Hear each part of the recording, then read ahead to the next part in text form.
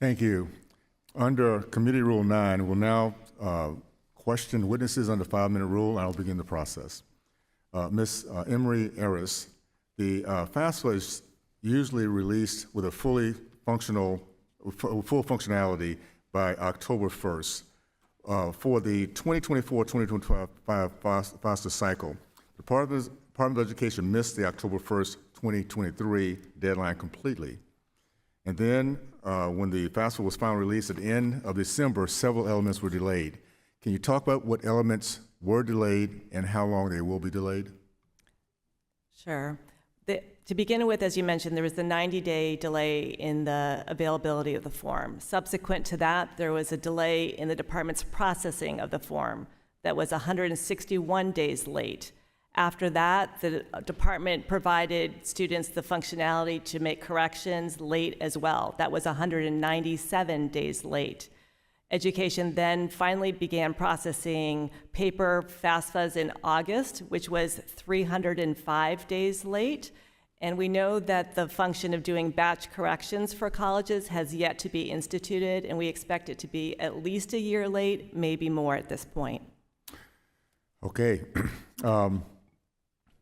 As you guys do your investigation, can you identify who it is that is failing the system? Are there individuals that you can identify, or is it just the system that is failing us overall? How does that work? I mean, normally, if somebody is this incompetent, they're fired. Is there any way that we can figure out where this is happening within the system? Although I wouldn't be able to speak to that particular issue, I know that there have been leadership changes at the department, and I would say that we've had senior leaders very involved in this study. We've had GAO's Chief Operating Officer and General Counsel meeting regularly with the Chief of Staff and General Counsel at the Department of Education. Okay. I've been amazed by the number of press releases produced by the Biden-Harris administration by this illegal student debt scheme. It seems like every other month we had something with that. Was the department clear and timely when it came down to communicating with students and colleges regarding the FAFSA delays and problems? It was not. Okay. Ms. Cruz-Kane, when did the federal student aid first realize it was likely to miss the October 2023 release deadline? They first realized it in August of 2022.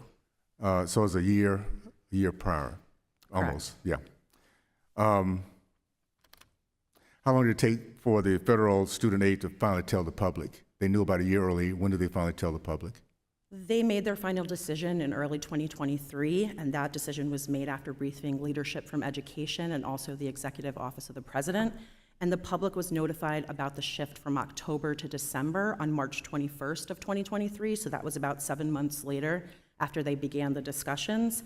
And then finally, on November 15th, 2023, the public was notified that the application would be available on December 31st, and that was about 8 months after the initial notification of the delay.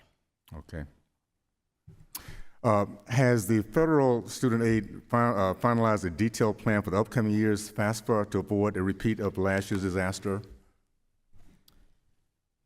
They've verbally given us promises that they're going to continue to do better testing and have better plans to address system defects, but we have not seen any documents that involve what the test plans would look like, if they plan on conducting any independent reviews. So we've heard a lot of testimonial evidence about their plans, but haven't received any documentation to back those up. Okay.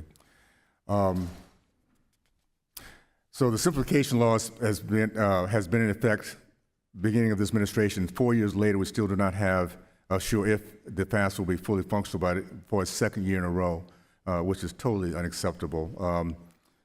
It is amazing that this has been on. This has been around for 30 years, and it only took 3.5 to just blow it up totally. And here we are still trying to figure it out. So thank you so much. I'd now like to recognize the ranking member for purpose of asking the question.